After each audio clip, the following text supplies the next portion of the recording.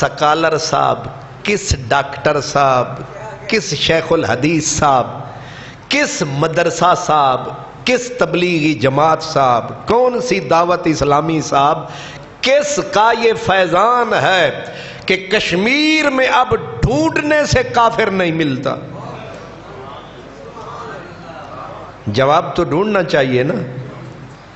تو جواب doctor Arnold, حضرت علامہ اقبال کا استاد، اس کی کتاب، یہاں اس کا ترجمہ بھی چھپ چکا ہے. کتاب کا نام ہے پریچنگ آف اسلام. اس کا مطلب ہے اسلام کی دعوت. کیا؟ اسلام کی دعوت. صغیر میں خصوصاً کشمیر کا خطہ، کشمیر کا علاقہ، وہاں اسلام کیسے آیا؟ تو جواب میں عرض کر رہا ہوں کہ وہاں اسلام، ایک بزرگ تھے، ان کا نام تھا حضرت میر کبیر سید علی ہمدانی. میر کبیر ان کا لقب ہے، علی ان کا نام ہے، ہمدان ان کی نسبت ہے. حضرت میر کبیر سید علی ہمدانی یہ تھے حضرت شیخ عبد القادر کی نشانی. حضرت علامہ اقبال کیونکہ کشمیری تھے خود بھی، ان کے آباء و اجداد بھی انہی بزرگوں کے ہاتھوں مسلمان ہوئے تھے. تو علامہ اقبال نے حضرت میر کبیر علی ہمدانی کے بارے میں کہا سید السادات سالار عجم. سید السادات سالار عجم. اور لقب انہیں دیتے، کہتے ہیں تے دمے دمے تیغ علی المرتضی. دم دم کہتے ہیں تلوار کی دھار کو. کس کو؟ تسی ہو کہتے او دم نہ سمجھی رکھنا، شو اے دم نہیں، دم ہے تلوار کی دھار.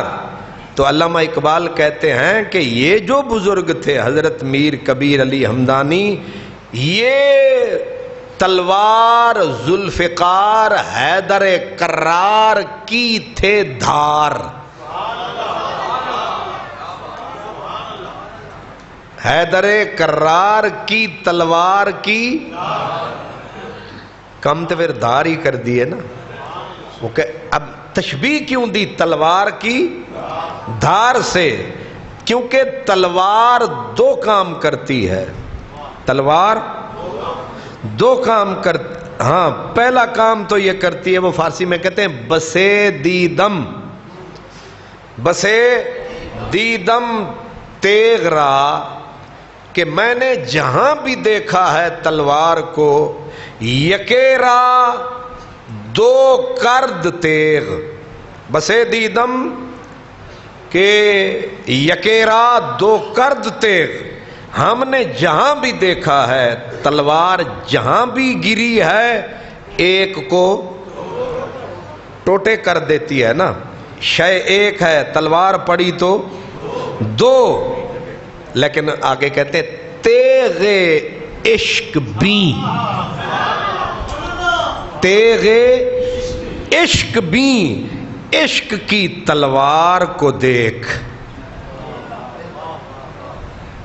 عشق کی تلوار کو دیکھ کہ دو را یکے کرد، یہ جب بھی دو پہ پڑتی ہے دو کو ایک کر دیتی. نہیں سمجھ آئی؟ تلوار کا کام یہ ہے کاٹ کے ٹکڑے کر کے بانٹ کے ایک کو دو کر دینا. لیکن عشق کی تلوار جب گرتی ہے دو الگ الگ ہوتے ہیں، ان کو